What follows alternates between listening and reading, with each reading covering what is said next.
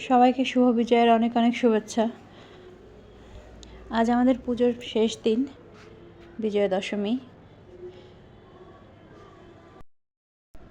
এই দিনটি আমাদের একসাথে যেমন আনন্দেরও আবার খুব দুঃখেরও দিন, কারণ আজকে মা চলে যাবে, মাকে বিসর্জন দেওয়া হবে, আবার মা 1 বছর পর আবার মায়ের সাথে দেখা হবে। দুপুরবেলা খাওয়া দাওয়া শেষ করে মাকে বরণ করতে যাব।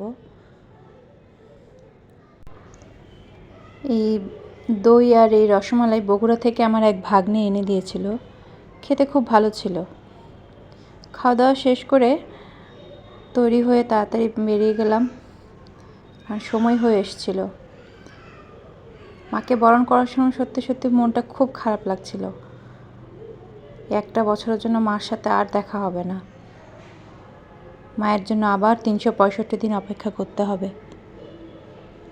মাকে বরণ করে কিছুক্ষণ পাড়ার মধ্যে ধুনুচি নাচ দেখলাম। ধুনুচি নাচ শেষ করে আবার একটু নদীর পাড়ে যাব মায়ের বিসর্জন দেখতে। এই যে মাকে নিয়ে যাচ্ছে, কিছুক্ষণ নদীতে ঘোরাঘুরি করে মাকে বিসর্জন দেওয়া হবে।